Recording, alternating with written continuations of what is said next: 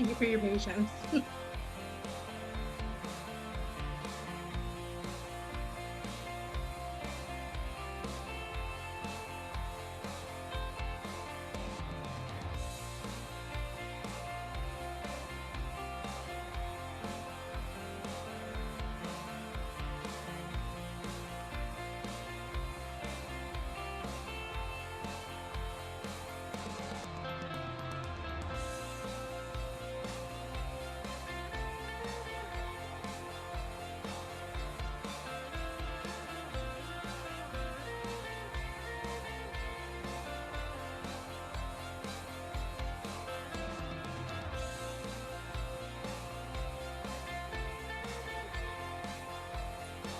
Thanks everybody for coming. We'll be starting in about 5 minutes. So get yourself comfortable, get a drink, and we'll see you soon.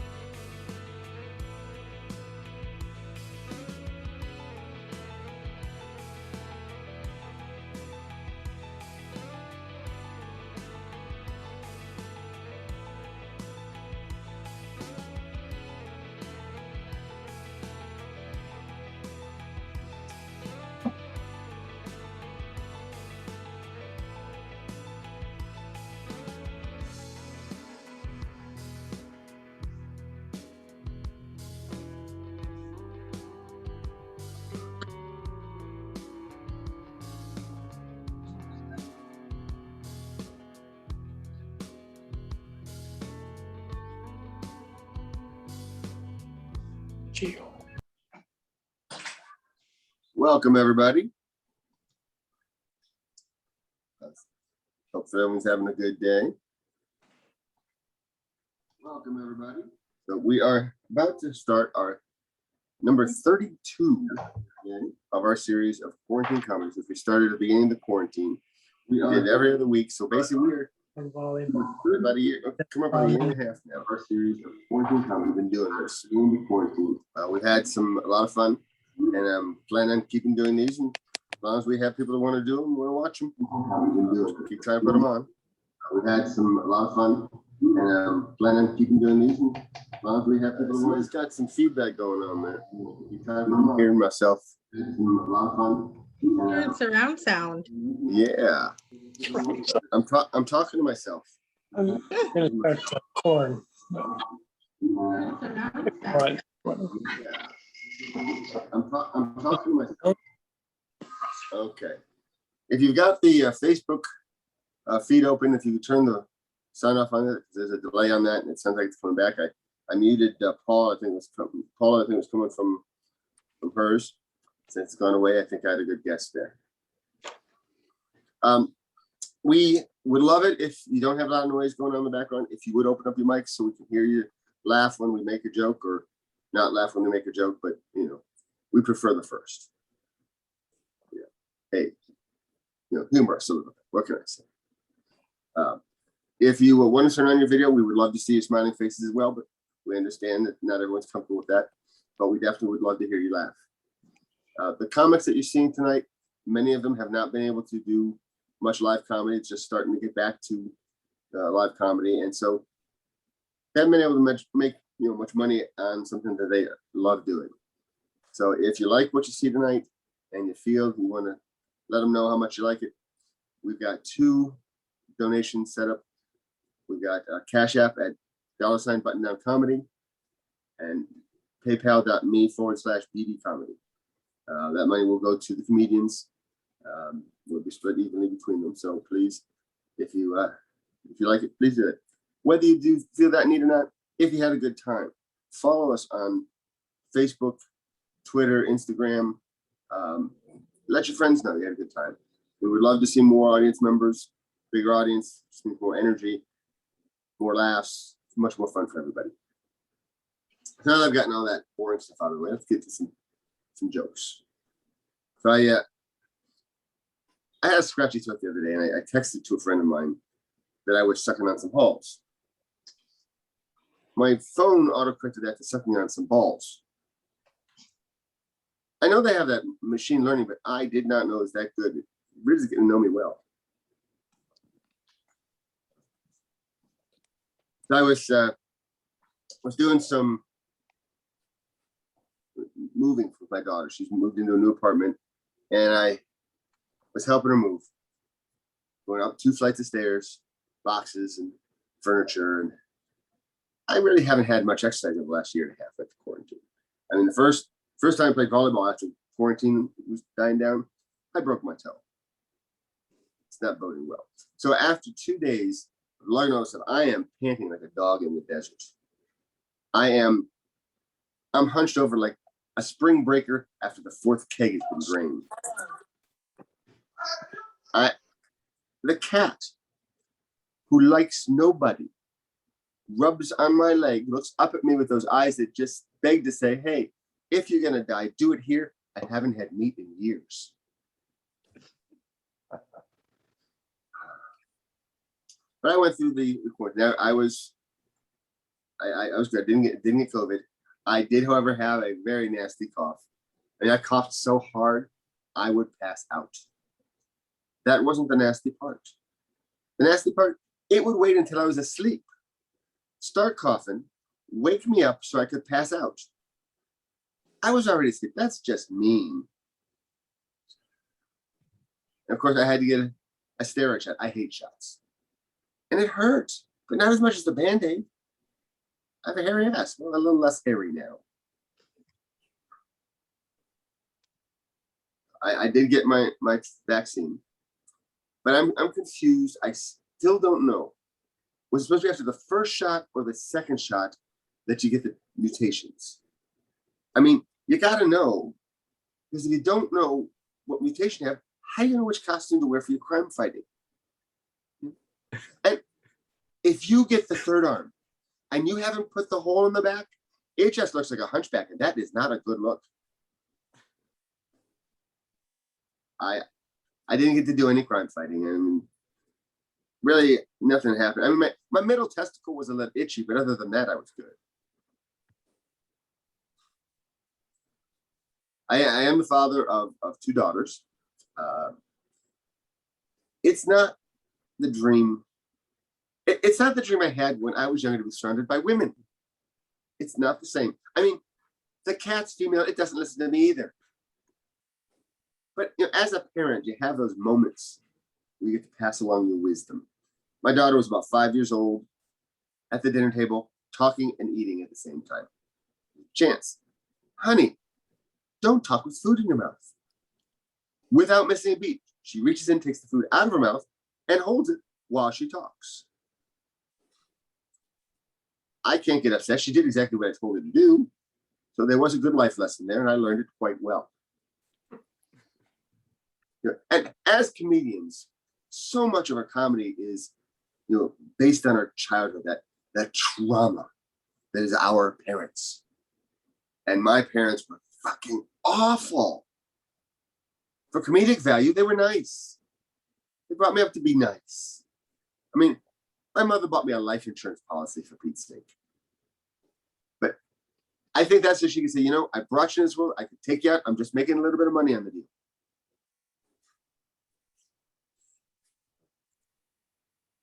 But I've been doing comedy about 4 years now. And comedy is filled with bald jokes, racial insensitivity, family dysfunction, whether you drank too much or smoked weed or took this drug. But I don't smoke. I don't drink. I don't do drugs. I have a full head of hair and I'm white, so what the fuck do I have to complain about? When I say I'm white, if I'm somewhere and the lights go out, they put me by the door so you can find your way out. If I walk up to you and I do the fist bump with the explosion, at that moment, it is not cool. I was a successful rapper. Of course, that involved a table at the mall around Christmas time. I did get the opportunity to see a rap video being made. A friend of mine was a promoter. We arrived around 2 a.m. at this empty warehouse. And I'm dressed, in the dress shirt, dress pants. We get out of the car. The artist walks up to my promoter friend and says, hey, who's the narc? How bad of a narc would I have to be to come dressed like this? I mean, I'd come dressed like Grant, blend in a little better.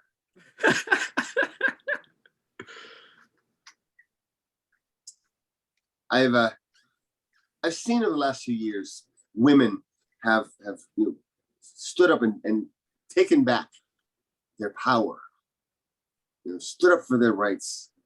And as a father of two daughters, nothing makes me prouder. I mean, my daughters have the ability to go, they want to change their hairstyle every other day. They can do that. As a white male, I do want to claim a couple things. Well, one thing in particular. If I want to keep the same hairstyle for 30 years, it is my right.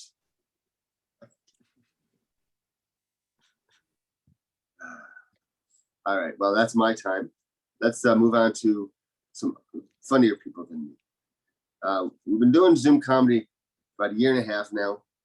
And other than not wearing pants, it's pretty much the same. Yeah. But our next comedian, I've seen at several of the open mics. She's very funny. You're in Florida, correct, Amanda? Yes. She is bringing us some hurricane humor.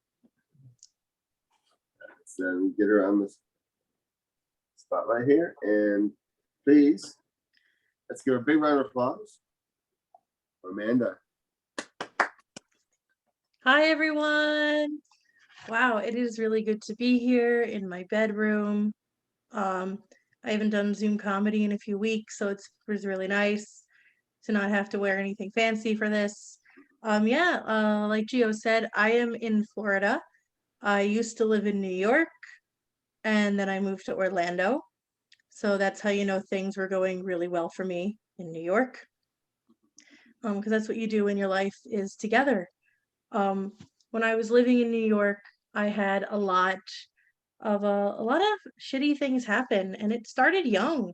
I remember my third grade art teacher looked me dead in the eyes when I was a little child, and he said, Amanda, you need to know now that you don't have a creative bone in your body, which is super mean to say to a kid. And it doesn't make sense to be a teacher if you don't like children. That's the whole gig. And now I do just want to say um, that you don't need a degree to be mean to children. You can just go to the park and do that for free. I'm not advocating being a dick to kids, but I'm just saying work smarter, not harder. Like most people in Orlando, I work at a theme park. This is what you do down here. And we are in the middle of storm season. I was walking through my theme park the other day, and lightning touched the ground right by one of our attractions. And a lady turned to her husband and said, wow, they make everything look so real here. What do we make look real, bitch? Nature?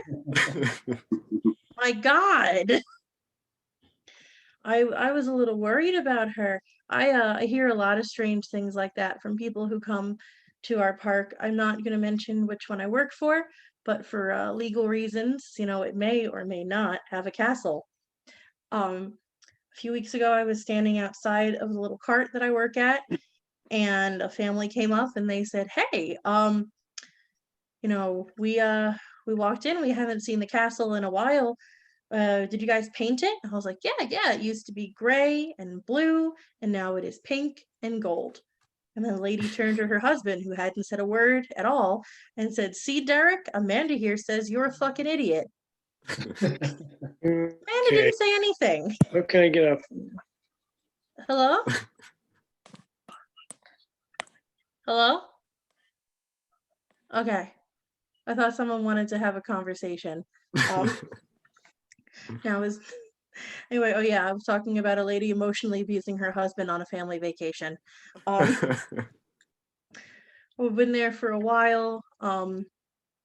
Before I worked in theme parks, I worked in retail, like most theme park workers do. It's kind of like a graduation into it.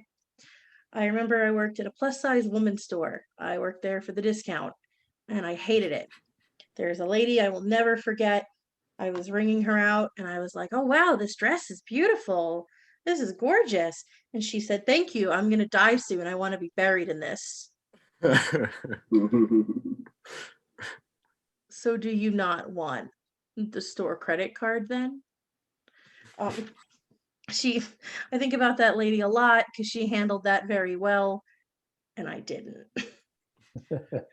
I have a lot of anxiety. I've always had a lot of anxiety, and my therapist recently said, "Hey, you should maybe try getting some medical marijuana. That really has helped a lot of my other patients." And I was like, in theory, that would be fantastic. But in practice, drugs don't always make you cool. Sometimes drugs make you intolerable to be around. Yeah. Yeah. I'm a great example of that. My friends and I, a couple of years ago, split a batch of pot brownies and then went to the Long Island Bagel Festival. We were allowed to take home 1 bag of bagels. I took home 15. I don't know what happened to any of those bagels, by the way. I never saw them again. And then a few years down the line, I was like, you know what? Let's just try it again. And I ate an edible cookie. My roommates took me over to a Chinese buffet where I ate about 7 or 8 egg rolls, and then complained to the manager that they were the worst mozzarella sticks I had ever had in my entire life. Thank you. I've been Amanda Cacace. Thank you.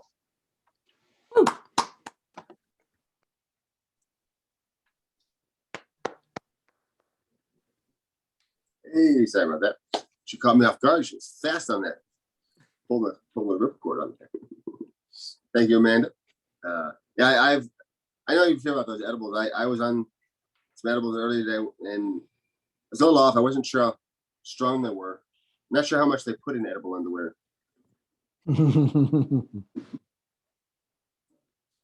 Our next comedian is coming from, I'm drawing like New York, Silver Spring, Maryland. Maryland. I was close. So, coming to us from Maryland. So please, let's put a big round of applause together for Jeff Hysen. Hey, everybody. Thank you. Hello from New York. I mean, Silver Spring, Maryland. It's nice to be here. Nice to be anywhere. Things got so boring last year that one night my wife and I spent the evening this way. I put on the Roomba and then we watched it go around the house for an hour. And by those standards, it wasn't too bad, especially when the Roomba tried to mate with the vacuum cleaner. Now, if you're looking for a comedian who's going to curse tonight, that's not me. I have a reputation as a clean comic because I don't curse on stage. So one night I was asked to open a show for a gospel comic. And it was a good show, but before it began, the promoter asked all of us to gather together, close our eyes, hold hands, and pray for a good show. That's fine, except another comic asked me, does that offend you as a Jew? And I said, no, but I've heard your act and you should have been praying for better material. I showed him. And that's one for our side. If I seem a little nervous tonight, it's because my old boss is watching. She hasn't been my boss for 5 years, but all of a sudden, I'm nervous about my next performance review.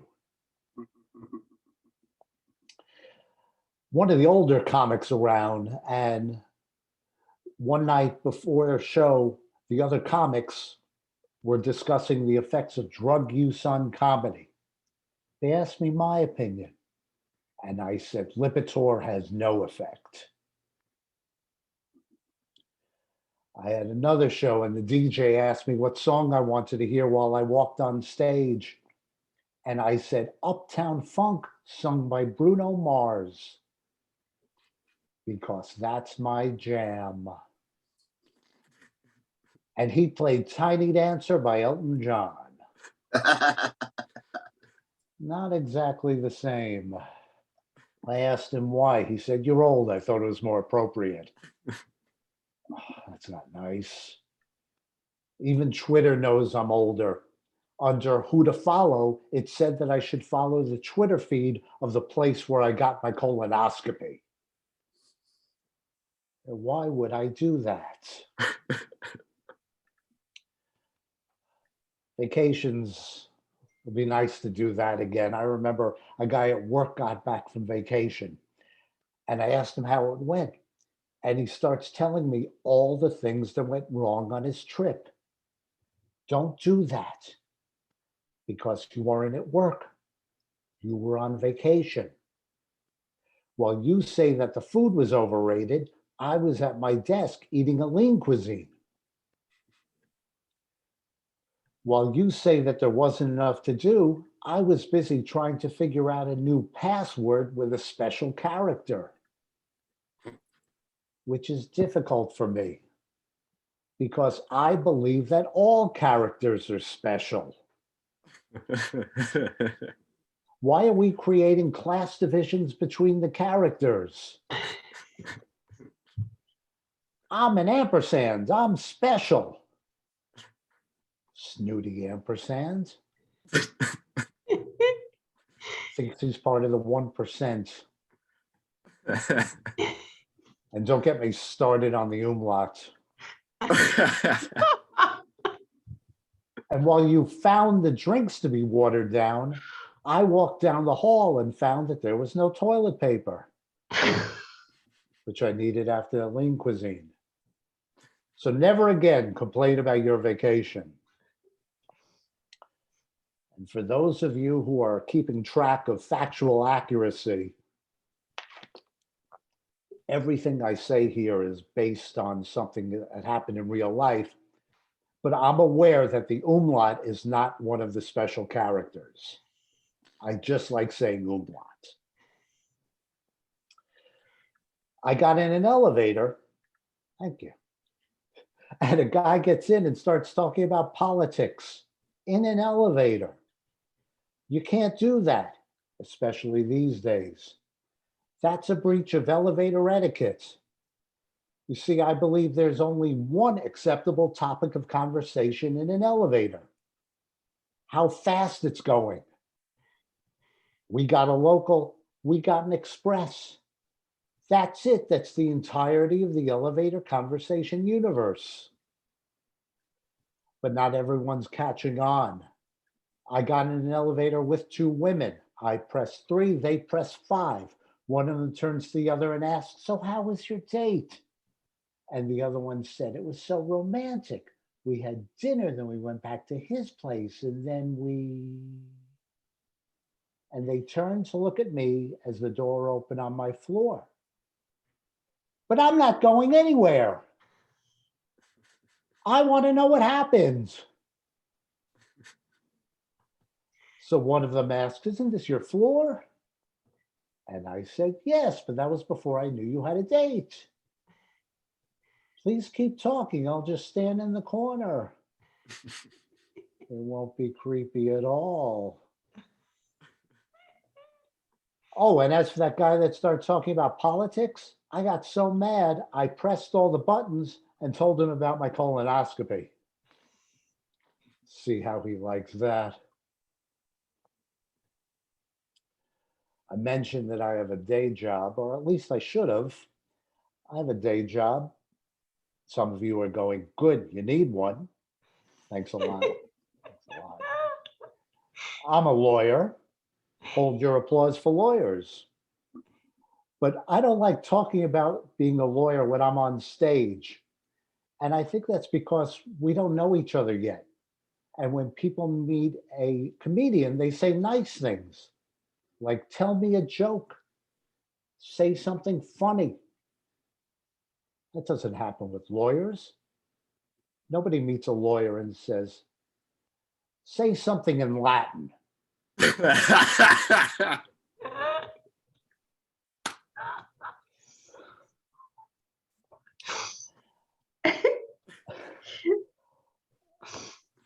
I was online at the deli and I look up and I see a sign that says "Manager's Special." What an ego. Who does he think he is? I'm sure his mother thinks so, but I'm undecided. So I asked the clerk, "If the manager's special, then what am I, chopped liver?" So she gave me chopped liver, and it wasn't that special. Someone should tell the manager. I was on my way home from a show, and my wife calls and asks me to bring home something snacky. Snacky. That's not even a word. So I ask her what she wants, and she replies, "Something that I like." Oh no, that's not helpful. I go to the supermarket and I'm pacing up and down the snack aisle like I'm waiting for a jury verdict. A guy comes over and asks me, "Can I help you?" And I said, "What would my wife like?" And he said, "Yeah, good luck with that. Maybe she'd like me to have psychic powers so I knew what snack food she'd like." Ladies, tell us exactly what you want. You're complicated, and we're not. And you know this. I had to call the supermarket to see if they had my prescription ready. And as I'm dialing, my wife says helpfully, ask for the pharmacy. Well, thanks a lot. No wonder the produce guy was so confused. I mean, I don't even know why you keep us around. I can only think of two reasons other than, to reach for high things and to squash bugs. But that's it. I mean, we only have two things on our minds: beer and football. My wife loves the show Say Yes to the Dress, but you notice that there's no comparable show for the groom.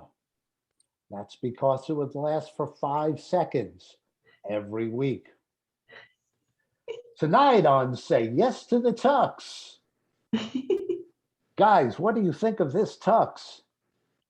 Dude, make a decision already. Then we can get some beer. See you next time on Say Yes to the Tux. Beer shopping. That's shopping guys are good at. Men shop for beer the way women shop for shoes. Does this beer go with the TV? Do you have this in a size 12 pack?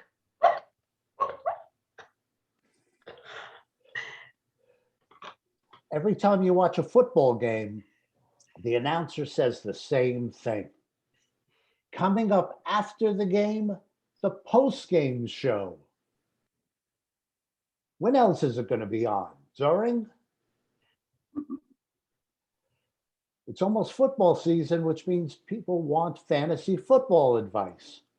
So let me give you some. Nobody cares about your fantasy football team. I know one guy who talked about it so much at home, his wife actually said it would be better if he was having an affair,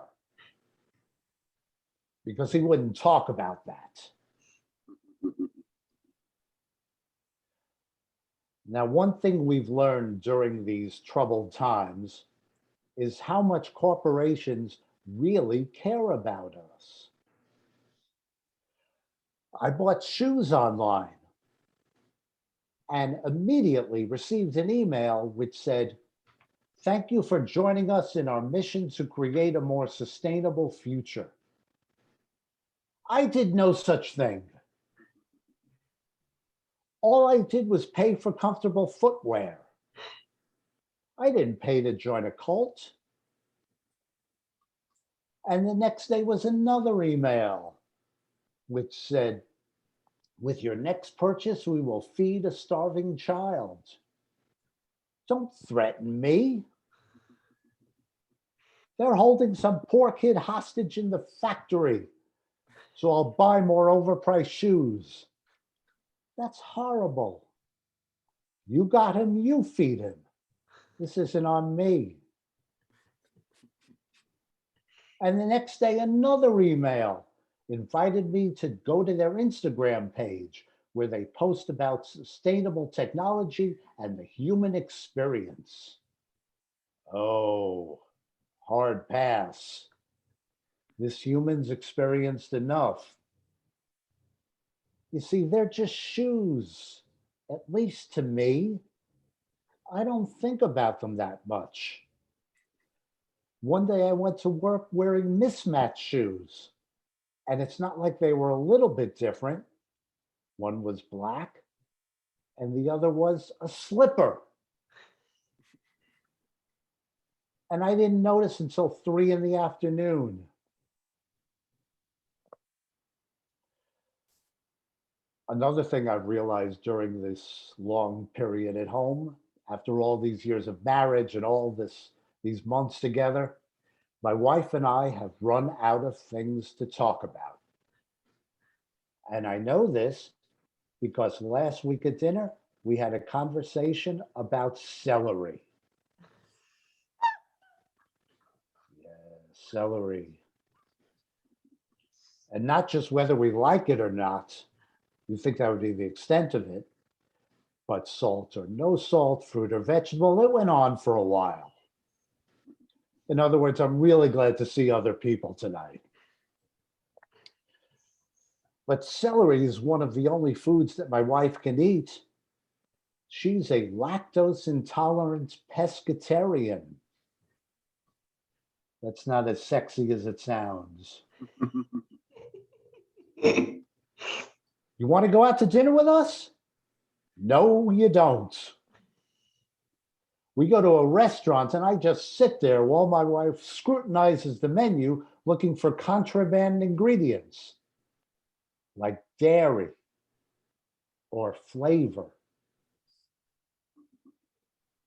And then the poor waiter comes over and she interrogates him. Does this taste good? It does? Do people like it? They do? Then I can't have it. Doctor's orders. And neither can my husband. Wait, what? It sounded delicious. Let's go. Sometimes I just wait in the car, especially if I'm wearing my slippers. But I've been married a long time, but I still look at other women. I think that all married guys do. Well, except for one guy I know who says he doesn't because it's disrespectful to his wife. That's sweet. I have a nickname for him. Liar. You know that as soon as he leaves the house, his wife's watching Magic Mike. XXL.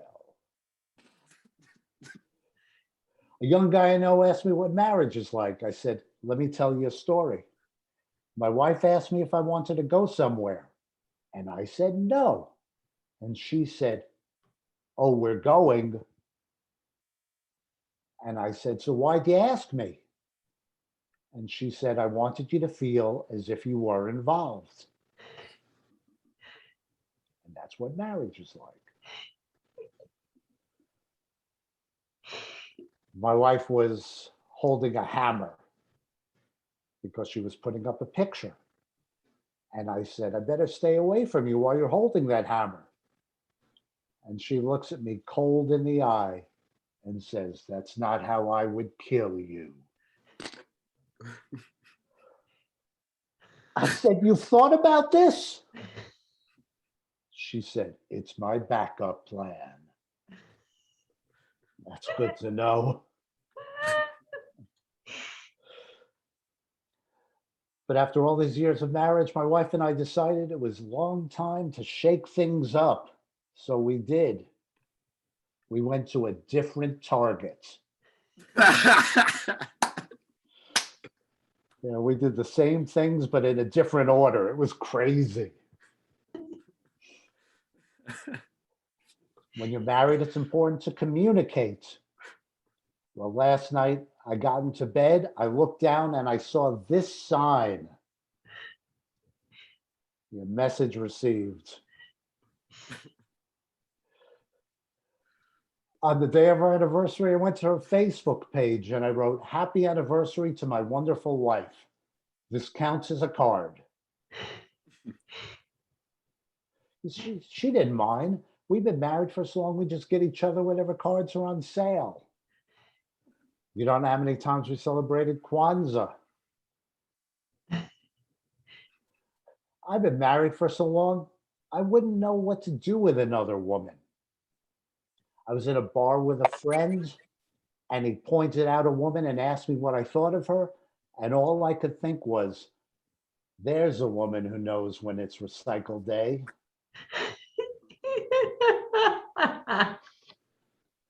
I wouldn't know what to say to another woman. Our idea of sexy talk is finding 2 Bed Bath & Beyond coupons. Whew, these prices are making me hot. I've been married for so long, I've forgotten what sex is like when you're single.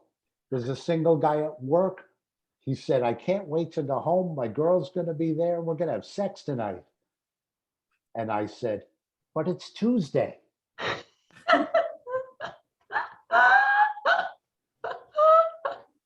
You'll see. And my wife said, I need a new purse. And I said, I only have one wallet. I don't see why you need to have more than one purse. And she said, I don't see why we need to have sex more than once a week. I hadn't thought about it that way. So I bought her 7 purses. You guys have been terrific. Thank you, Buttonhole Comedy. Thank you, everybody. My name is Jeff Hysen. Keep it going for Jeff. Thank you. Yeah, I've had that discussion about purses. It's a losing conversation. I don't spend that much on my electronics. But you spend on your purses, shoes. Yeah, but I use my purses. It's like, what do you think I'm doing with my electronics? All right. Our headliner tonight comes from the great state of North Carolina, which is where I come from as well. He's in Raleigh, which is a little east of me here. But let's put your hands together for Grant Janik. Hey. Welcome, Grant. Hey. Oh, thank you. That's so nice because I don't love myself. All right, let's get before I get started, I have 2 things that I just want to make clear right off the bat. Number 1, this isn't connected to anything. This is more for me than it is for you. This is my emotional support mic, and I need it to survive.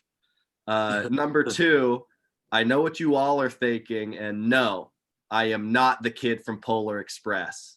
I'm not. I'm like, oh, you know what kind of train this is? A sad one. That's what this one is.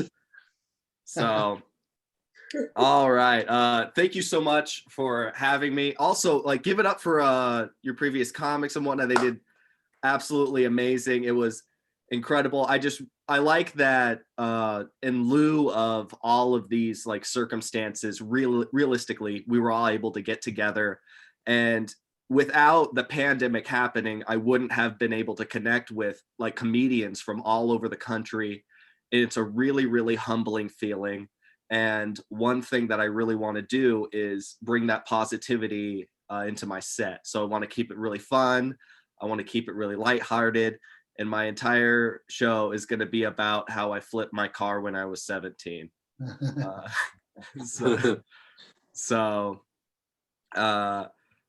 was 17. I was driving a 2005 Ford Explorer, and I was on my way to high school. So it was really early in the morning. It was really foggy, and I was jamming. It was about I'd say November, but after Thanksgiving November. So Christmas music was acceptable. And I was listening to Christmas music on the way. And does anybody here really, really enjoy holiday music? Clap or woo or thumbs up if you really like. Woo! Fuck you. Okay. Fuck you. No. It is the worst.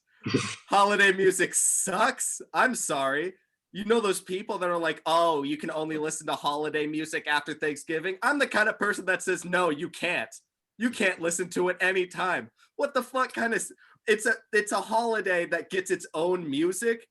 No other holiday has that. I'm sorry. What's the closest thing? Happy birthday? That's all the time, you know? And so I absolutely hate holiday music. I do. I hate it. It is the worst thing I could ever think of. I'm sorry if I'm alienating the audience, but I hate it. I am not a happy boy right now. The worst thing that I hate, does anyone here know the most popular holiday song? The most streamed holiday song? Silent Night. No, close. Santa Baby. No, closer. Wait, White no, Christmas. it's the really creepy one. The Baby It's Cold Outside. No, but closer. It is All I Want for Christmas. For Christmas is You. Yeah, the extra festive version by Mariah Carey. And there is, I feel the same way. So there is a, if you go on Twitter and if you're my age, people are always gassing up Mariah Carey. She makes most of her money off of this one song. Like, if you go and look at her personality from the months of late November to December, it's just all about her in this one song being like, yeah, I wrote this myself. This was amazing. No, she didn't. If you go look up Mariah Carey's All I Want for Christmas Is You, she wrote it with another co-writer named Walter, who also had a 90s R&B soul music career, and his R&B name was Baby Love. What the fuck? I'm sorry. Why haven't I heard of Baby Love during Christmas time? I've heard of Baby Jesus, but not Baby Love.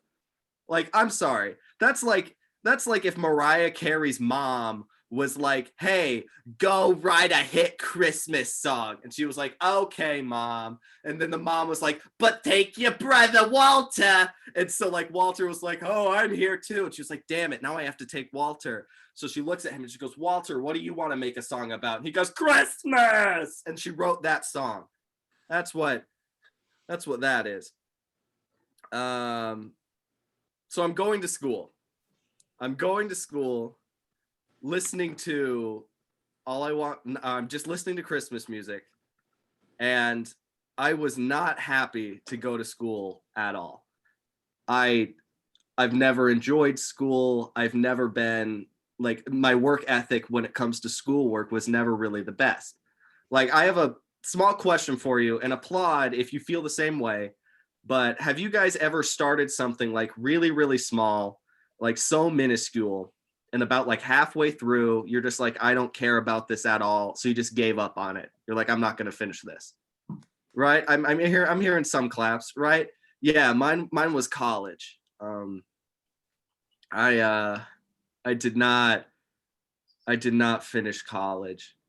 The thing is, college was, in my opinion, really, really difficult for me because I was in one of the most difficult majors of all time.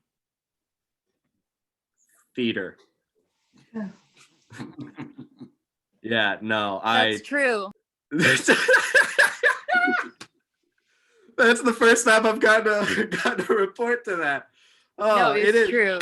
It is very true, because most people would like pay a lot of money to learn like science and whatnot. I paid a lot of money to have my professors teach me why I hated myself. That is what I paid money for. But the thing is, I learned no real life skills from it. Like, a robber could come up to me at the street and hold like a gun up to me and be like, quick, put your hands up. And I'd be like, ah, you know, my legs would be shaking. I'd just start doing a box step, you know. I'd be done if he just started walking towards me like this, you know. Because this is what I think robbers do. Jesus. But school and college was not really it for me. I learned like nothing in college at all. Like, there's only one thing I remember from school in general, and that is that the mitochondria is the power bottom of the cell. That's the last thing I remember from It's school. the powerhouse of the It's cell. the power bottom of the cell. That's what I said. Yes. So it's the powerhouse of it's the the cell. power bottom of the cell. Yep, we are in agreement. So I was the thing is, I think it's only fair to you guys to tell you why I quit, why I dropped out of school. Like, you guys want to hear why I dropped out of school? Yeah. Yeah, thanks, one guy. I'm telling this for you. So, my actual major when I was in school was called theater education. And when you get theater education in the state of North Carolina, you do have to get qualified to teach K through 12 in order to be like certified to teach in the school rooms. The thing is, there's a lot of training that comes from the younger ages, just because that's a lot more delicate of a situation in case something serious were to ever arise. Makes sense, right? So the only local elementary school near my college was a Montessori school. And if you don't know what a Montessori school is, you have a public school. It's where a lot of regular kids go. You have a private school. That's where you go if your parents are rich. You have a Montessori school. That's where you go if your parents don't vaccinate you. That's where. Oh, thank you for laughing. I had my mask off to the side, and I would have put it on for prop comedy if that joke did not land well. So I'm very glad that it did.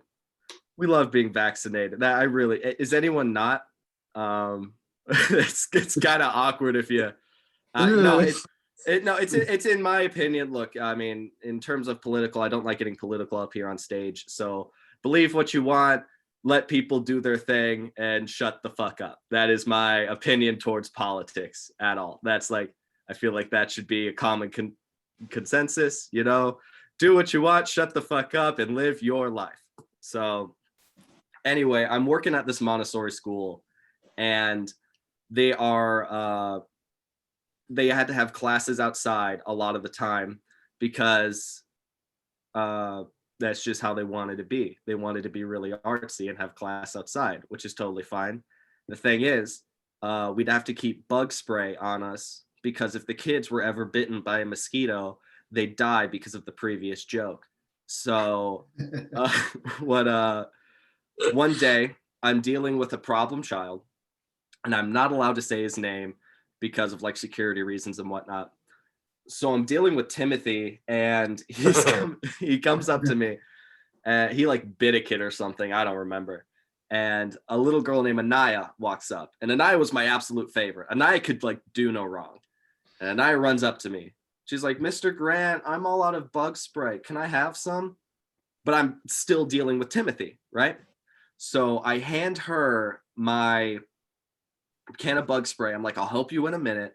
I finish dealing with Timothy, and I look back over at Anaya, and Anaya is just going like, psst, psst. And I'm like, oh yeah, you're 6. You don't know how to use that. So I walk up to her, and I go, Anaya, you know you spray yourself so that the mosquitoes don't come and bite you. And she goes, oh no, Mr. Grant, I'm good. That mosquito tried to bite me. He doesn't deserve friends.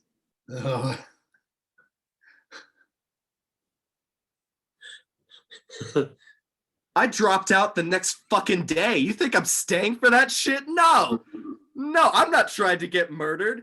Like, Anaya's gonna grow up. This is a Silence of the Lambs joke, so really stay with me. It works well with older crowds. Anaya's gonna grow up, and she's gonna like own like a zoo, an insect zoo, and then she's gonna have like a big hole, and then she's gonna like uncover the big hole and have a bunch of mosquitoes down in a big like hole down there, and she's gonna slowly lower down a wicker basket and be like, it rubs the spray on its thorax or else it gets the hose again. I'm proud of that joke. I tell that one for me. I tell it for me. I don't tell it for you guys. I tell that one for me. that one's for me. So anyway, I'm driving my 2000 Ford Explorer, listening to Christmas music on my way to school. The reason I was going to school was because I was seeing my high school girlfriend at the time. And my high school girlfriend was, I mean, an interesting character, I will say the least. And I don't like to bash people at all, but she was crazy. And no, so she was the first person that had ever broken up with me. And I was really, really distraught because it was a really hard breakup that I had to handle. So on the day of the breakup, she sits me down and she goes, Grant, I need to end it with you. My horse doesn't like you.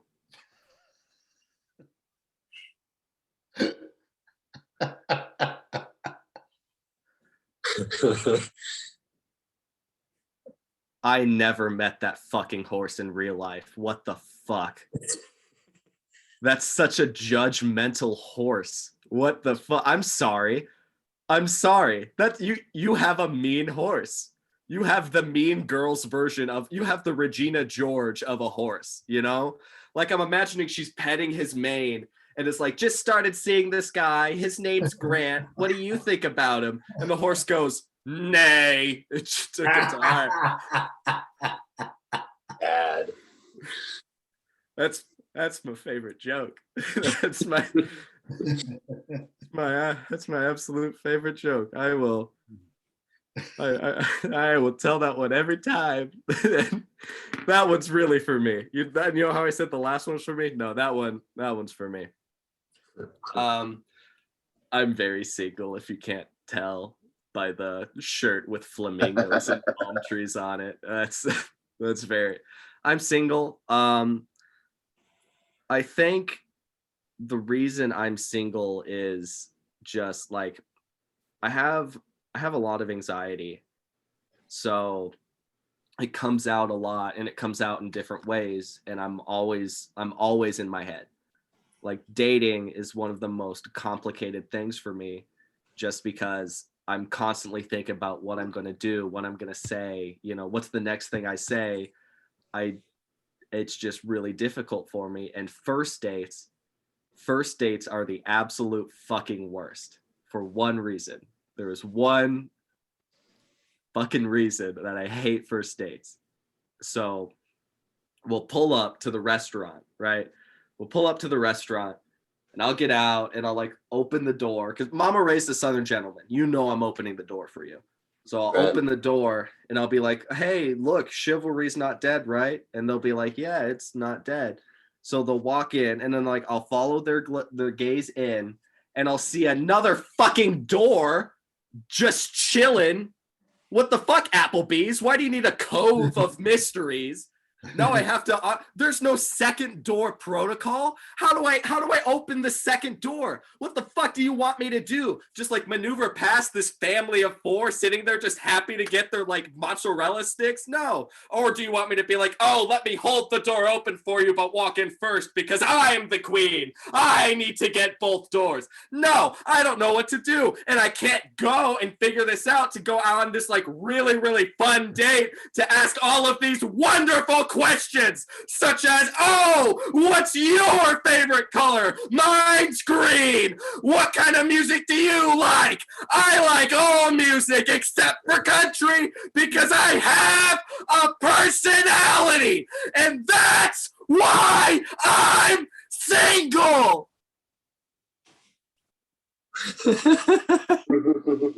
This is where you guys would clap. That's really oh boy. But I think that's more of a me problem than them, in my opinion. But I think another problem that I have with dating is I'm into the kind of girls that are like, oh, I'll ruin your life. Because I'm like, no, you won't.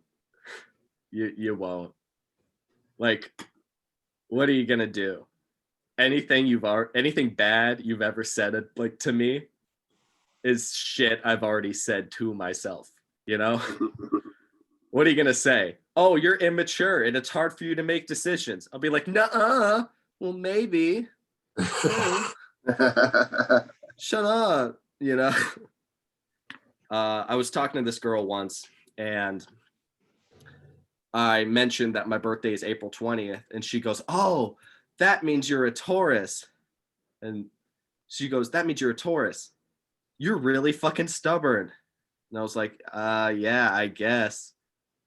But I'm a Ravenclaw, and that means I'm smart enough to not believe in any of this shit. That's really where I'm at right now. Strap in. The next like 4 minutes is Harry Potter jokes. So do we have any Harry Potter fans here? I am a Hufflepuff. Yeah, that is a proud Hufflepuff. You're either proud or you're ashamed. Those are your two. I didn't say I was proud. I said I'm a Hufflepuff. That means you're ashamed. I'm ashamed. You're one of the two. No one's like, I mean, no one's fine with being a Hufflepuff. You know what Hufflepuff is? The rest. That's where it is. It's fine. They're like the really nice ones. I feel like Hufflepuffs I would get like along with in real life really well with. Like those would be the people I would choose to hang out with. But like each other house has a discernible character trait, and Hufflepuff is just like the people that vibe, dude. That's really where you belong. So I love, if you can't tell, I love Harry Potter with like all of my might. When I was a kid, I would stay up reading and I would remember all the spells and whatnot. My friend and I would buy our own wands and cast spells. And then I went back and reread the books. And I still love it. But there's one thing that I don't like. And I cannot get over. This is a spoiler alert for the 6th and 7th movie and the 7th book. So I'm putting that out there now. Just like when I start like popping and locking, the spoiler is done. So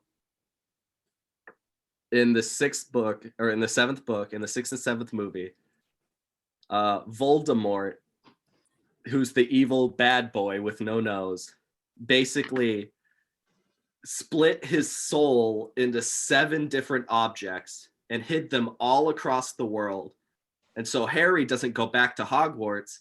He instead has to travel the world to find all of the different individual like items and destroy them. Because if Voldemort dies, he can come back from those objects. So you have to kill the objects first and then kill the big bad boy. Makes sense, right? Everybody with me still? Yeah, I'm seeing some head nods. Okay. Harry finds those objects hidden around the world in about like half a year. That is too soon. That is very poor hiding on Voldemort's part. Those are very, very poor choices. Like, I'm sorry. If I was on Voldemort's PR team, you know what I would say? I'd be like, hey, Voldemort, you know what you should do for your first Horcrux? Make it the ocean. You think you're putting it in the ocean? No. Your Horcrux just is the ocean. How the fuck you gonna kill the ocean? You can't. What's the second one? The moon. Yeah. Kill the moon. What's the third one? Ooh, pluck a head of my head, like a hair off my head. Bop, just drop it right in the Grand Canyon. Like, there it goes. Good luck finding that. What's my next one? Betty White, because when she dies, I want to go too. What's my 5th one? Okay. I only need 5. And this one needs to be like the one thing. This is my fail safe, right? If this thing doesn't like, this is the only thing that needs to be still remaining. All others can fail. This one needs to stand up, right? So let's think. What's the one thing all of us collectively as a community could not get rid of? No matter how hard we tried, we just could never get rid of it. You guys are thinking it, and I'm thinking it too. Y'all remember that fucking U2 album that Apple put on its like I music? Yeah, that's my last Horcrux. I still have a U2 album. I switched to Spotify because of that reason. I don't listen to U2. Do I look like I listen to U2? No, I look like I listen to Bananarama. Okay, that is where I'm at right now. I'm gonna wrap it up here, and I'm gonna explain because I haven't gotten to the part yet where I flip my car. So I'm driving to school to see my girlfriend who broke up with me because her horse didn't like me in the blistering cold. And I'm going 70 in a 35, which is not the smartest thing to do. And my right 2 tires go off the road. And I go, that's not where they're supposed to be. So I overcorrect and I start heading for a tree. and I slam on the brake, and the car gets top heavy, and I start to roll over. And as the car is flipping, I remember thinking two things. Number one, keep my head pressed back against like the headrest so I don't get whiplash and break my neck. Because if I do, I will die. And number two, if a tree comes through the window, I'm dead because it's just going to stab me. And when I open my eyes, I'm upside down, but I'm okay. I only have like a little cut on my finger. I'm fine. And I start to realize what happened. I'm coming down from that adrenaline high. And I realize this is the first near-death experience I've ever had. And my life didn't flash before my eyes. I didn't see my childhood or the life that I had lived. And I started thinking, I got very emotional. I was like, well, what kind of life have I lived if it's not even meaningful enough to flash right back, you know, to when I'm about to die? I've done nothing memorable. And my reality slowly and slowly starts kicking in. And there's one thing in my car that's still working.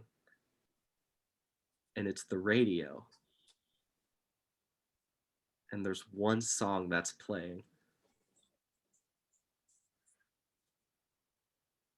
And it's All I Want for Christmas Is You by Mariah Carey. I fucking hate that song. I fucking hate Christmas music. I'm sorry. You know, all I want for Christmas? A car, a working car, you know, a suitable, happy life. I'm Grant Janik. Thank you so much, everybody. You guys have been Grant. amazing. Yeah. Let's take off your pants. No, thank you. I'm very comfortable in my pants. Let's keep it going for Grant. I was expecting you too, to be honest with you. Fair enough. Well, hopefully everybody had a good time. I don't know about you guys, but I definitely was laughing my butt off. Again, if you had a good time, please tell your friends. We have these shows pretty much every other Friday. You go to Button Down Comedy on Facebook, on Instagram, or Twitter. We will post the event information on those places. They can watch for free. If you did like what you saw, follow the comedians on their Instagram or Facebook. If they haven't already, if the comedians want to pop up their socials in the chat, feel free to do that. Get some of these people to follow you. If you liked it and want to send them a little bit of love, please, you can send it to $ Button Down Comedy on Cash App or paypal.me/BD Comedy for PayPal. Guys, I appreciate everybody who came. Thanks for staying and laughing with us. And please get home safe. Thank you, everybody. Woo.